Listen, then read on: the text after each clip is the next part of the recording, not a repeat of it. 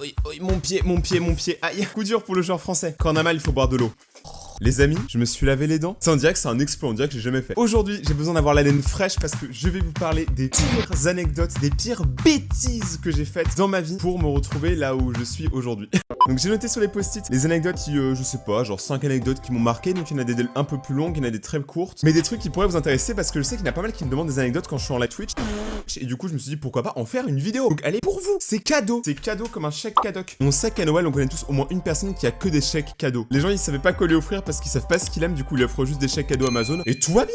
Mais bref, je détourne. Du coup, si ce concept vous plaît, et bah, n'hésitez pas à mettre un pouce bleu, c'est toujours cool pour que la vidéo soit mise en avant. Et si vous voulez la partager, ce serait encore plus cool. Mais je ne vous force à rien. Par contre, là, je nage le crawl inversé, je sais pas pourquoi. Donc on va commencer avec la première anecdote, une anecdote qui m'est arrivée qui est un peu nulle. Je devais avoir environ 10-11 ans, tu sais, j'étais déjà un petit con, tu vois. Ce qui s'est passé, c'est que j'avais vu une vidéo de Rémi Gaillard qui à l'époque en gros faisait des pranks et dans un de ses pranks, il avait écrit des insultes sur des papiers, il les avait mis devant des gens pour voir leur réaction. Et du coup avec un pote qui dort chez moi, on est en hiver, il est tard et du coup on se dit que ce serait peut-être un peu mieux de faire le même prank mais dans notre maison. Pourquoi? On était tellement naïfs, on voulait trop imiter Rémi Gaillard, du coup ce qu'on a fait c'est qu'on a écrit sur des papiers connard et connard, 2 fois.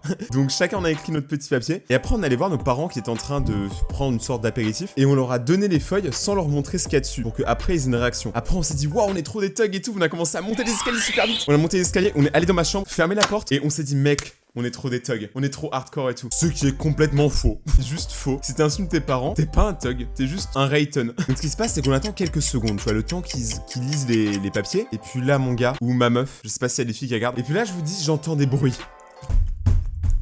Oui, on n'a pas de budget, c'est une bouteille d'eau tapée sur une table qui fera les bruits. Donc tu vois, on entend des bruits de plus en plus gros. De plus en plus menaçants. Et c'est mon père qui est arrivé dans ma chambre. Il est arrivé, il a pas parlé, il m'a regardé. Il a vu que j'avais compris que j'avais fait une connerie. Oui, c'est compliqué. Il savait que j'étais mort, donc il a creusé encore. Il a pris sa main. Mais que sa main, c'est une raquette de tennis. Mon père, il a des grandes mains, il est plus grand que moi, il fait genre 2 mètres. Mon père, il a pris sa raquette de tennis, il m'a fait... Bonjour, vous allez bien? Et que j'ai plus tourné que sur une chaise. J'ai plus tourné que sur une chaise tournante quand tu découvres l'existence des chaises tournantes. La Terre, elle a même pas fait autant de rotation que j'avais fait sur ma chaise à l'époque.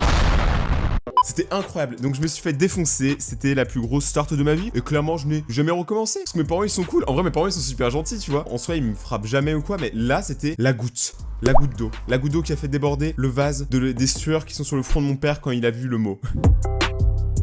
La deuxième anecdote, je sais pas si je vous l'ai déjà raconté, je crois pas. La deuxième anecdote, c'est une anecdote au skatepark. Donc, en gros, il y avait un skatepark à Noisy-le-Roi, pour ceux qui connaissent, qui allait ouvrir. À l'époque, il était fermé parce qu'il était en construction. En gros, le béton avait assez séché pour que certaines zones du skatepark restent, en gros, rideables pour nous. Donc, on puisse les rouler en trotte, en skate et tout. Ce qui s'est passé, c'est que moi et mes potes, on a une idée de génie. On s'est dit, on va escalader les barrières du skatepark, alors qu'on n'a pas du tout le droit de rentrer, et on va rouler le skatepark en pleine journée, quand tout le monde peut nous voir.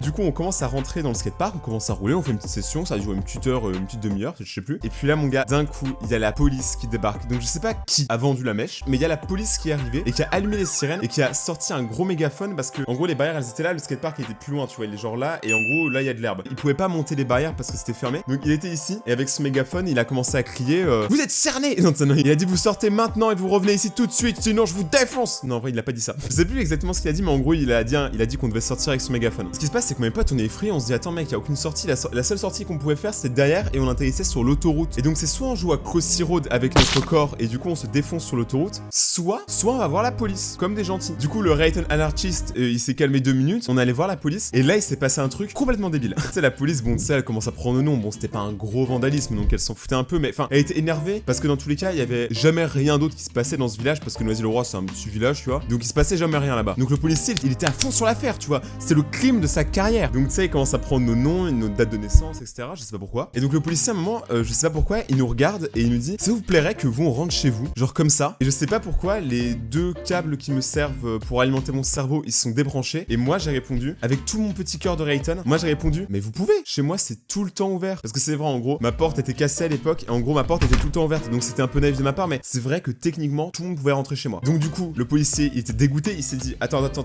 le mec, il se fout de ma gueule, clairement. Je vais le défoncer. Donc le gars, il croyait que je me foutais de sa gueule, et ce qui était un peu vrai.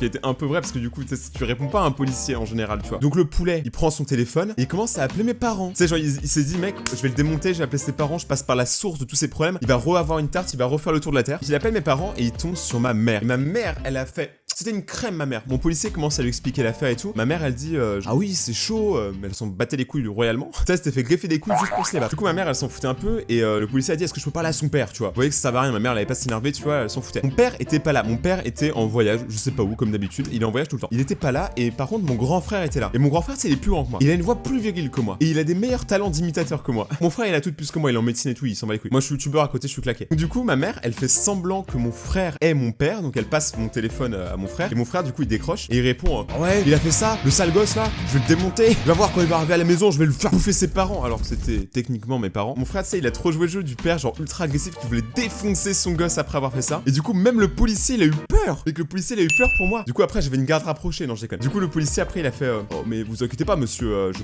pense que vous n'avez pas besoin d'arriver à telle extrémité, une petite punition suffira. Et mon frère, il a commencé à faire oh non, je vais le tuer. Mec, c'était ouf, genre ce qui se passait. Du coup, le policier, il a eu le seum parce qu'il a vu que mes parents, c'était des grands psychopathes. Enfin, mes parents, mon faux parent frère. Il a vu que tous mes potes se foutaient de la gueule du policier parce que ça devenait n'importe quoi. Il était sur haut-parleur, on entendait tout, c'était n'importe quoi. Au bout d'un moment, il fait bon, ça ira pour cette fois, je vous laisse partir. Du coup, il nous a tous laissé partir. Et comme des cons, après, on est retourné au skatepark.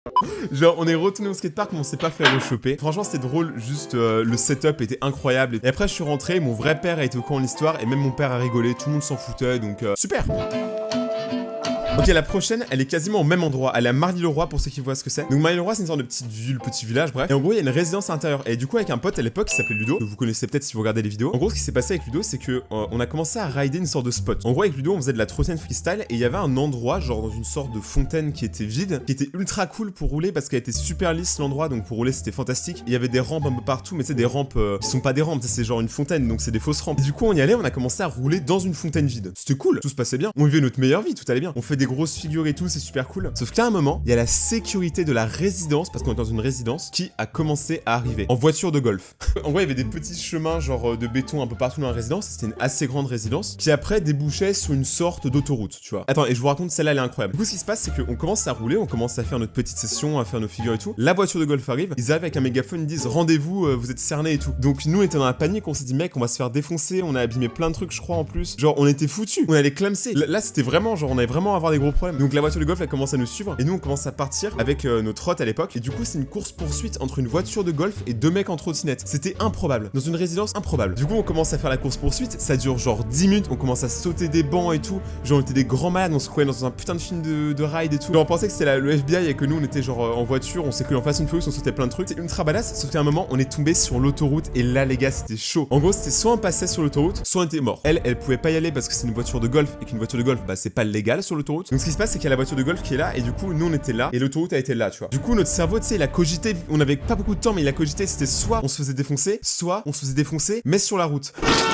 Du coup, on s'est dit, go sur la route. Du coup, on a pris notre route et on a foncé. Bon, il y avait pas trop de voitures, je vous avoue, donc on a fait un peu du jonglage. On a foncé. En plus, c'était en descente un peu. C'était absolument ouf. Genre, on a commencé à aller super méga vite. Et la voiture de golf, du coup, n'a pas réussi à nous rattraper. En gros, c'était une grosse course poursuite qui s'est terminée sur l'autoroute. Donc, la voiture de golf, on l'a jamais revue. Hello, darkness, my old friend. Ok, la prochaine anecdote est ultra rapide, mais je vous la raconte quand même. J'ai besoin de la guitare. En gros, vous voyez cette guitare, les amis, donc vous la connaissez bien dans mes vidéos et tout. Mais comme vous pouvez le voir, il y a une marque juste là. Je sais pas si vous la voyez, genre juste là. Là, il y a une marque. Je vais vous expliquer pourquoi il y a une marque. J'étais avec des potes, on était en train de jouer à League of Legends. Et à un moment, tu vois, moi, je commence à rager parce que j'ai perdu. Encore. Et genre, je rageais de ouf. D'habitude, je ne rage absolument jamais. Je suis un peu la force tranquille, tu vois. Genre, un petit coup de rage, je fais oh putain. Et après, j'arrête. Sauf que là, je sais pas pourquoi, tu vois, je me suis dit, vas-y, mec, je rage vraiment beaucoup. Genre, j'en pouvais plus. C'était la petite goutte d'eau, un peu comme mon père quand il m'a frappé. C'était la meilleure goutte d'eau, tu vois. Donc, j'ai pris la guitare et je l'ai lancée sur le mur. Je sais pas pourquoi, j'ai pris le premier truc qui me passait par la tête, j'ai lancé sur le mur. Du coup, ce qui s'est passé, c'est qu'après, sur le mur, il y avait un trou et mes parents allaient me défoncer parce que c'est la guitare de mon père. Enfin, là, il me l'a en gros prêté, donné, mais c'est la guitare de mon père. Et puis, c'était dans la maison de mes parents et casser un mur, c'est chaud, tu vois. Donc, il y avait un petit trou dans le mur. Du coup, réflexe de Rayton, j'appelle Amazon. Attends, je peux tout vous expliquer. J'appelle Amazon et je cherche un poster géant, genre un très grand poster, le truc le plus grand possible. Je le prends et je le prends en livraison Prime un jour parce que mes parents étaient pas là à ce moment-là. Le lendemain matin, je reçois le poster de Amazon, du coup, chez moi et je le mets dans ma chambre, là où il y a le trou. Le poster recouvre le trou. C'était un méga grand poster pour ceux qui se souviennent, parce que je l'avais montré dans une vidéo. Donc c'était un poster absolument énorme. Quand mes parents sont rentrés dans ma chambre, ils ont dit pourquoi t'as mis un poster aussi grand d'un coup? T'aimes vraiment beaucoup ce jeu? Je crois que j'avais mis un poster du jeu Dishonored. Du coup, oui, j'ai dit ouais, j'avais envie de mettre de la déco et tout, alors que je m'en fous complètement. Mais mes parents, ils ont fait ah ok, chelou ce gosse, il est à nous. Mes parents ont pas trop capté et à l'heure d'aujourd'hui, ils ont toujours pas trop capté. Mec, c'est ouf, le poster il est toujours là-bas, je crois. Donc ça se trouve, après cette vidéo, je vais me faire défoncer. Si mes parents voient cette vidéo, je suis mort. Franchement, si mes parents, ils tombent cette vidéo, je suis cuit. Si j'ai un bleu juste là dans les prochains jours, à cause d'une claque de mon père, et bah vous savez que c'est à cause de cette vidéo. Les gars, on va terminer sur une dernière anecdote qui était quand j'étais très jeune pour le coup, c'était avant tout ça. C'est une anecdote que j'ai faite quand j'avais, je crois, 8-9 ans. En gros, je venais d'arriver en France parce qu'avant j'étais à Singapour. Du coup, j'avais un ami à l'époque. Et en gros, cet ami, on était arrivé devant une sorte de grillage, tu vois. Il y avait des poulets derrière et on voulait trop aller parler à un poulet. Sauf que le grillage, le problème, c'est qu'il y avait des petits pics, tu vois, un peu vite fait, des petits barbelés, tu vois, le haut des grillages. Du coup, on pouvait pas rentrer, tu vois. Enfin, en gros, on pouvait essayer. Mais le problème, c'est qu'on avait trop peur que ça tue nos vêtements. Ce qui est clairement arrivé. En gros, moi, j'ai dit à mon pote, mais vas-y, mec, t'inquiète, genre ça va passer et tout. Moi, j'ai réussi à passer. Tout allait bien. Donc mon pote il dit ok, mais s'il se passe un problème, tu viens avec moi expliquer à mes parents pourquoi, genre je sais pas, j'ai cassé mon jean. Et devinez ce qui est arrivé. Il a cassé son jean. Et devinez ce qui est arrivé. Je suis allé chez ses parents. En gros, il a essayé d'escalader, sauf que son jean il a fait crrr. Son jean il a craqué parce qu'en gros il s'est pris dans un barbelé, du coup il a déchiré tout son jean. Et du coup après on a dû retourner chez lui et je me suis assis sur une chaise dehors. Et lui m'a dit attends 2 minutes, je ramène ma mère, comme ça tu peux lui expliquer ce qui s'est passé. Donc moi tu sais, je suis dehors comme un enfant sage, je suis sur une chaise comme ça, je me dis putain je vais me faire défoncer. Et là je l'entends parler à sa mère et j'entends sa mère gueuler mon gars. J'entends sa mère, elle a crié. Mes oreilles elles ont saigné, mes yeux aussi, je sais pas pourquoi. Tu sais, j'entends sa mère qui a crié et tout, et elle commence à arriver vers moi. Et du coup, moi je me dis, oh non, je suis cuit, je suis foutu. Donc, réflexe d'enfant de 8 ans, je pars, juste je pars, comme ça. J'ai fait une pierre de foyer sur World of Warcraft, j'étais bien. Donc je suis retourné tranquillement chez moi en marchant. J'étais chez moi et pendant toute la soirée, le jeu que je devais pratiquer, c'était décrocher à tous les appels puis raccrocher. Je m'étais mis le téléphone à côté de moi et dès qu'il y avait un appel du coup de la mère de mon pote qui veut savoir du coup ce qui s'est passé, bah je raccroche directement. Aucun moyen qu'elle me parle. Je me suis cru genre dans un putain de film et tout. Genre j'étais comme ça. Bip bip.